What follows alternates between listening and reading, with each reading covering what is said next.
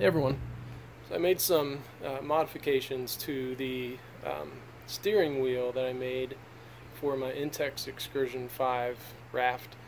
I posted a video earlier and that was just kind of a rough idea of how it was going to work, so I found some things that I could improve upon, so I wanted to show you what I did to overhaul my steering wheel. So here you go. Alright, so first of all, the wheel that I had before, the hub was plastic, and so I got this one at Harbor Freight. I think I paid like $4 for this wheel, and it's a metal wheel, and you can see down in there, this is metal right there. So it's the same setup as before. I've got a bolt that goes through here. It was actually like a 15-inch threaded bolt that I think I paid like $4 for, that went all the way through, actually, and it came out to like all the way out here or something like that. So I ended up cutting that off with a metal metal grinder. So I go through the wheel with the bolt, and I've got a washer here with the lock nut, a stop nut. On the other side, I have another washer with just the regular nut. On the other side of the wood, I have 2 washers and 2 more nuts. And then all the way on the other side here, I have 1 more washer and 1 more nut. And then the piece of wood that the end of the bolt goes into, I drilled a hole in there about halfway into the wood, and the bolt rests in there so it keeps it steady. So it's a 1/2-inch threaded bolt that goes through there. So one of the problems that I had with the first setup was when I wrapped these cables around, all I was using was just the threaded bolt. So it was wrapping it really tight circles around the bolt.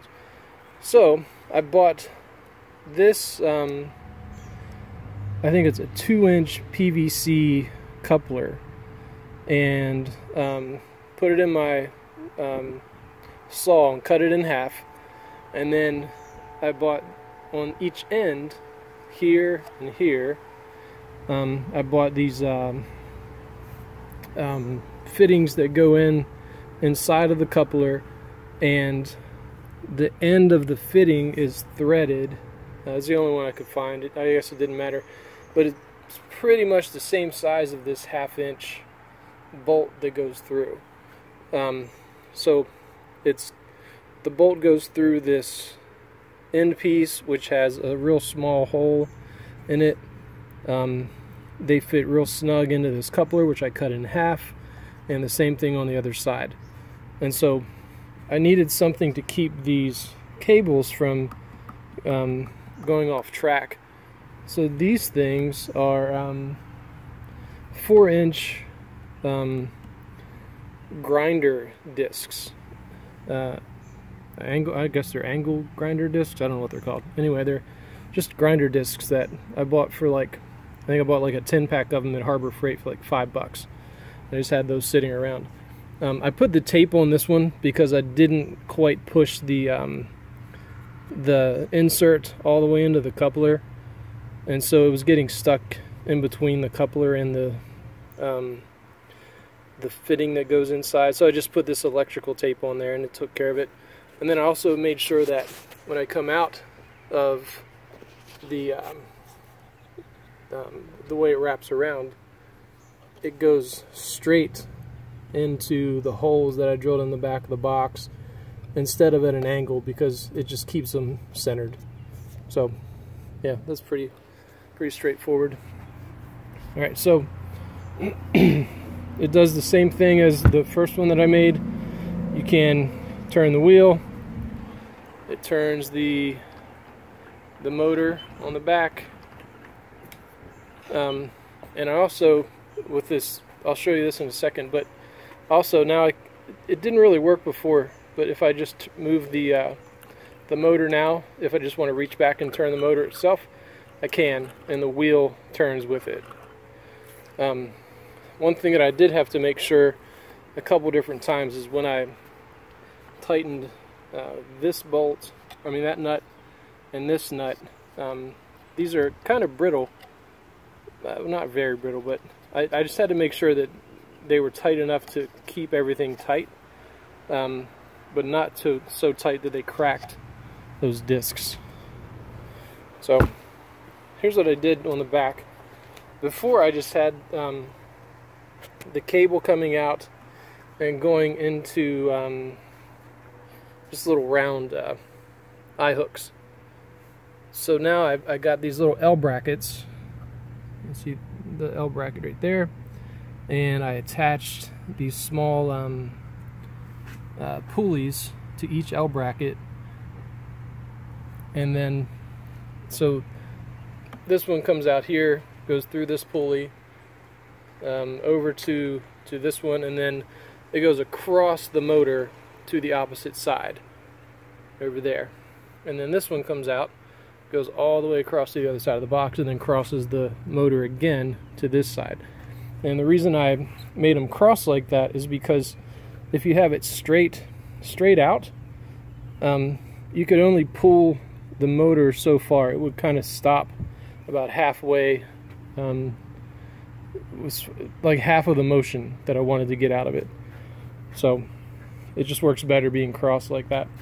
And then on the motor itself, it's the same setup that I had before. I just bought, well, it's a little different.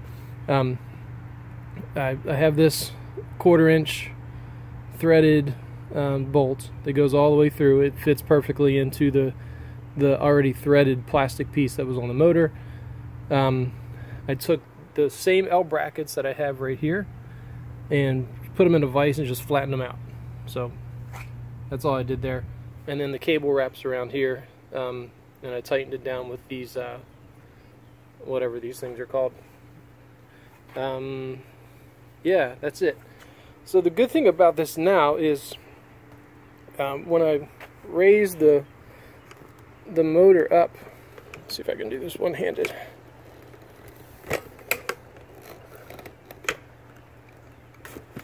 Yeah, I can't do it because my garage is in the way, but I can tilt the motor forward. I turn the seat around, and the motor actually fits perfectly inside of here. And so now I can travel down the road. I have it on a trailer. I can travel down the road with the motor still attached. For a while I was going to the boat ramp, and I had to get out and hook the motor on and connect the cables and all that stuff. But now all I have to do is just raise the motor up, tilt it forward, it slips inside of the strap. Yeah, and it works great. So that's it. I hope that helps you guys if you're trying to figure out how to set up a steering wheel for a trolling motor on a raft that really isn't supposed to have a steering wheel. If you have any questions, let me know. I'll respond as soon as I can. Thanks.